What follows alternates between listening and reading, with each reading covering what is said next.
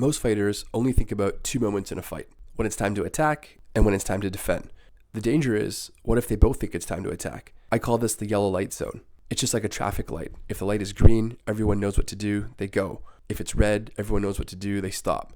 But if it's yellow, some people are going to slow down and some people are going to speed through, and that's where confusion kicks in, and that's where accidents happen. That's where knockouts happen. Clear attack is safe, clear defense is safe. The danger is when both fighters decide it's time to go. Both fighters step in, both fighters throw, and both of them believe it's their turn. When you attack, a good portion of your mind, if not all of it, is going to be on the offense. Really good fighters, really experienced ones, can reserve a portion of their attention for their defense at the same time that they're attacking. Those fighters are generally going to be a lot more effective. Similarly, when you attack, you're going to have to give up some portion of your defense. You throw a punch, your hands are coming off your face, your elbows are coming off your ribs. If you throw a kick, you're on one foot, and so on. And in most cases, you're stepping forward. Your momentum is going forward towards your opponent. And if they're attacking at the same time, that's their momentum plus your momentum. That means shared momentum, reduced vision, reduced reaction time, and higher impact. And that's when knockdowns happen, or knockouts. That's when fighters get hit with shots they didn't see. So look, this is really dangerous and really important to train. Remember, you have a cognitive split. Your brain is thinking about landing your strike. It's not thinking about protecting as much as it should, even though this is the most dangerous time and the most important time to be defending yourself.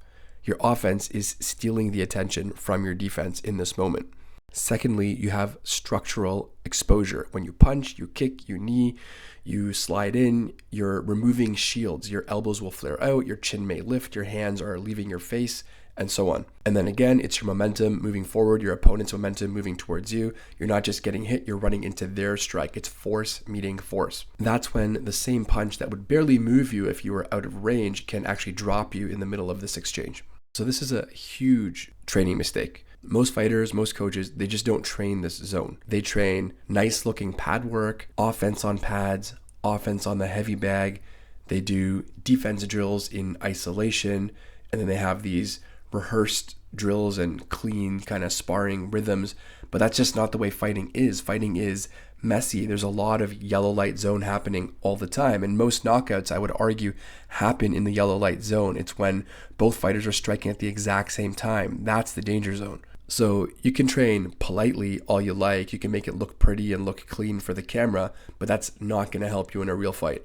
Good fight training has to layer defense into the offense. You ask yourself, how do I land the strike? And at the same time, how do I not get hit while I'm throwing it? What's my opportunity here, but what's my risk? And how do I overcome that at the same time? If you want to learn how to survive in this yellow light zone, you need to train it on purpose. And that means doing extensive rounds where both fighters, both students are allowed to initiate at the same time, where they're allowed to and encouraged to interrupt each other's flow and combinations, where there's a risk of a counterattack coming at you immediately.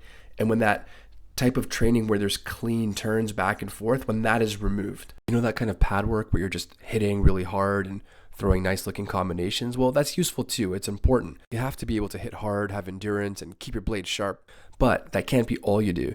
You have to have pad work that's interactive, where the pad holder's got their shin pads on, a belly pad, and they're able to strike back. In drills, you can't just train defense in isolation. You have to do drills where both fighters are striking at the same time, where it's consciously rehearsed. And in sparring, the fighters should be encouraged constantly, intentionally, to interrupt each other, to throw at the same time, to cut each other off. That's realistic. That's going to help. To summarize, clear attack is easy. Clear defense is easy.